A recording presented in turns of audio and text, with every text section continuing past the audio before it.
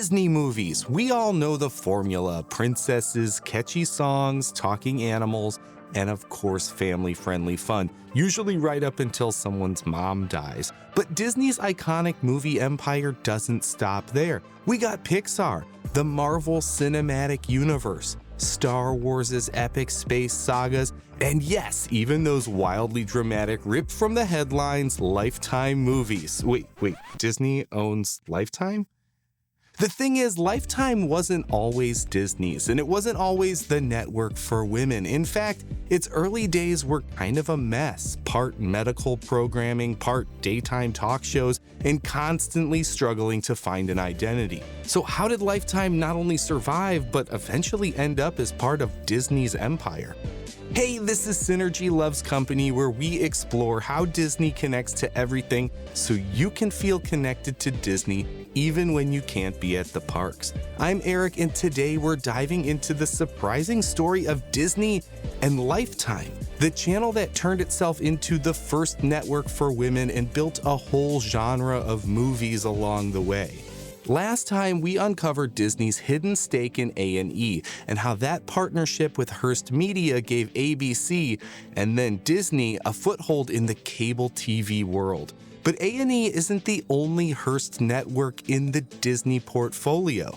Today, it's all about Lifetime, from its rocky beginnings to its famous Lifetime movie brand, and even a few moments of Disney synergy along the way.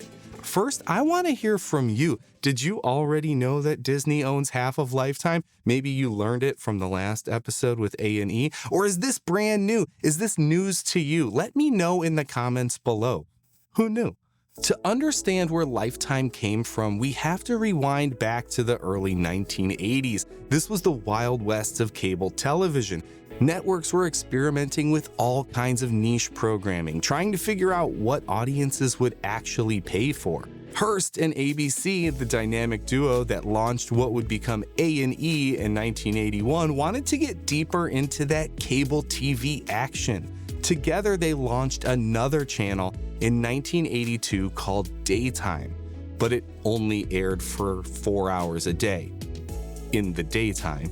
And it had to share space with a bunch of other channels, just trying to test the waters and see what would stick around on cable. Daytime was exactly what it sounds like. It was daytime TV programming, a mix of talk shows, lifestyle content, and whatever else they thought might click with viewers in the 80s. Meanwhile, over at Viacom, they had their own cable channel idea.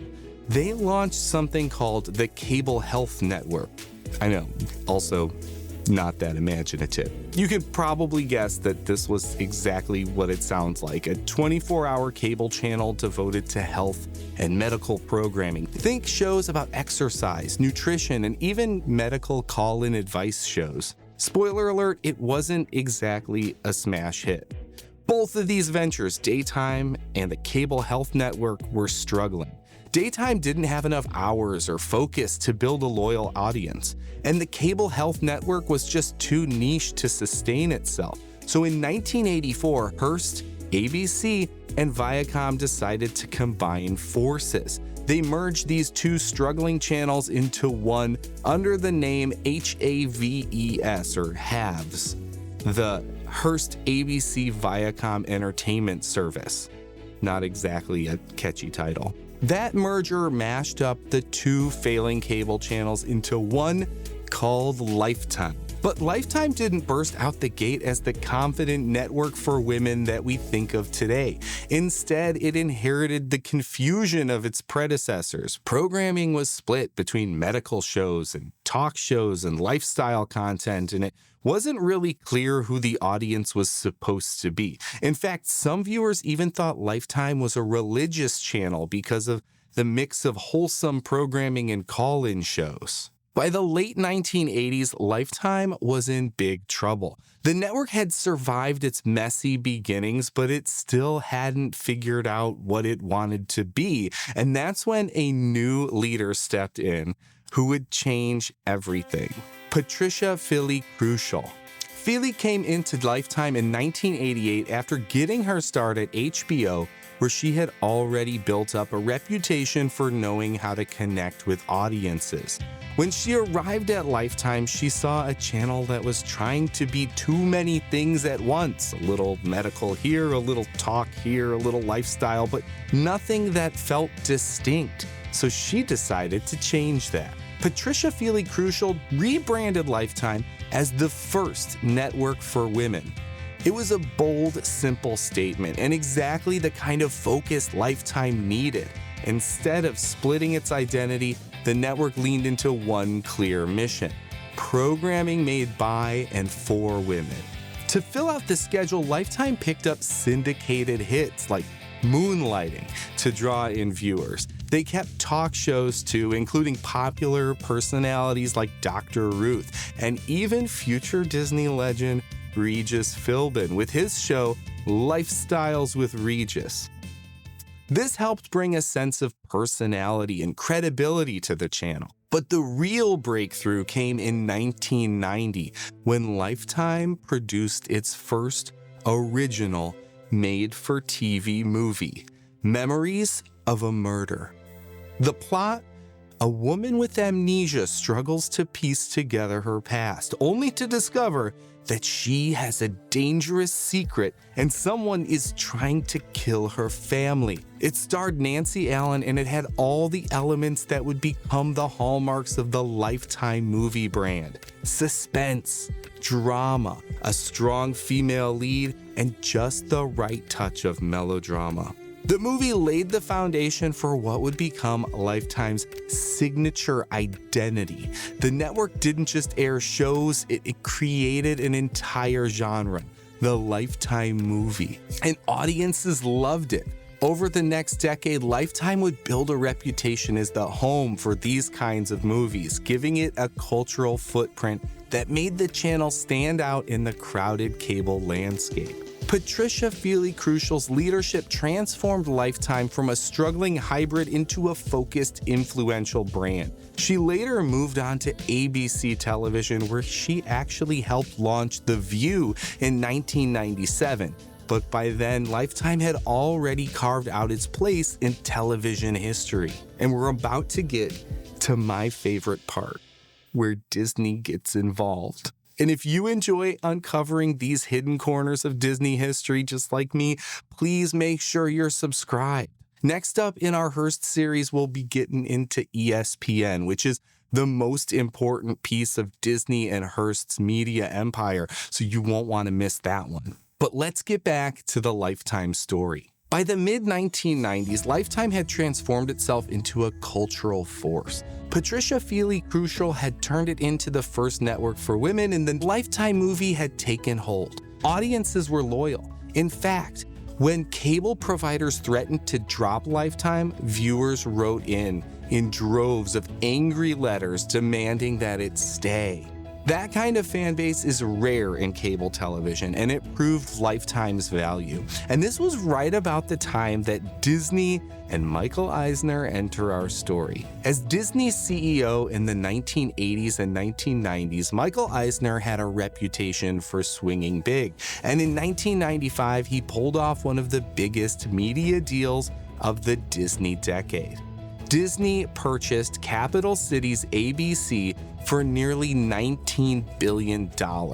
It was a massive acquisition that gave Disney control of the ABC television network, ESPN, and a whole slate of other cable channels and assets. Now, Disney wasn't specifically chasing Lifetime with this deal, just like the case with A&E and the History Channel. Eisner's eyes were mainly on ABC and definitely on ESPN, but tucked inside the package was ABC's stake in Lifetime. Viacom had already exited by then, leaving ABC, or now Disney, and Hearst as the only partners. And just like that, Disney was suddenly part owner of Lifetime. And this was an era when Lifetime was at its peak, ranking among the top 10 most watched cable channels. So even though Disney hadn't gone looking for Lifetime, they couldn't ignore what they inherited. And with the Lifetime movie being the cornerstone of success, the network launched a dedicated spin-off channel in 1998 the Lifetime Movie Network. Now fans could get that signature Lifetime movie experience all around the clock.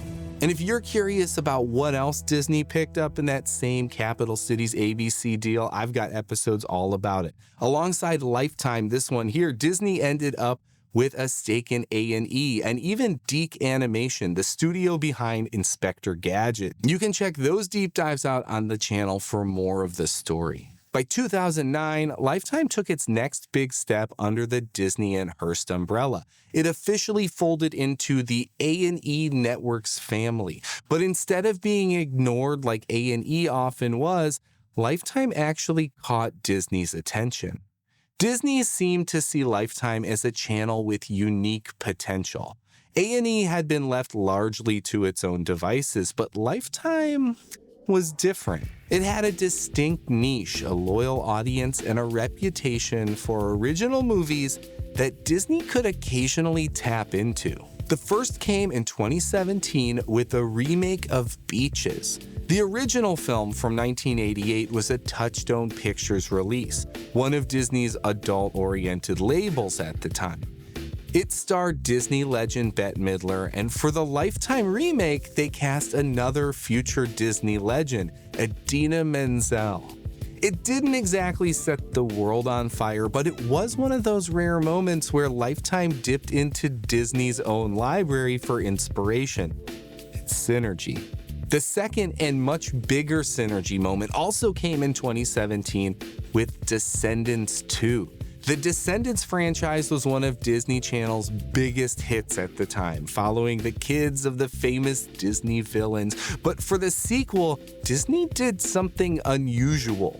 They simulcast Descendants 2 not just on the Disney Channel, but also on Freeform and on Lifetime.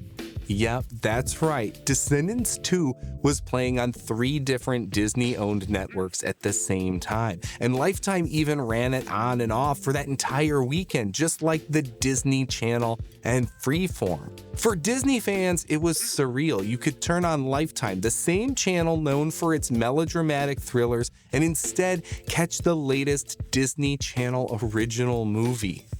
Moments like these showed that Disney wasn't deeply involved with Lifetime's day-to-day, but they could tap into it when they wanted to amplify a big release. Lifetime had become another outlet in Disney's broader TV ecosystem. And speaking of synergy, if you're enjoying this series and the videos on this channel and you want to help support Synergy Loves Company, check out shop.synergylovescompany.com. I've got Pop Synergy t-shirts and other fun designs there, and it's also the place where you can find and donate directly to help keep the show going. Plus, you might even see me rocking one of those shirts in this very episode. It's from the Pop Synergy series. Go check it out on shopsynergylovescompany.com. Today, Lifetime is still part of the A&E Networks family. It's still co-owned equally by Disney and Hearst, and the Lifetime movie remains a cultural staple. It's sometimes parodied, it's often memed, but it's still instantly recognizable. And while the channel has expanded into reality shows and other formats, it continues to carry that same identity, the one Patricia Fili Crucial carved out decades ago.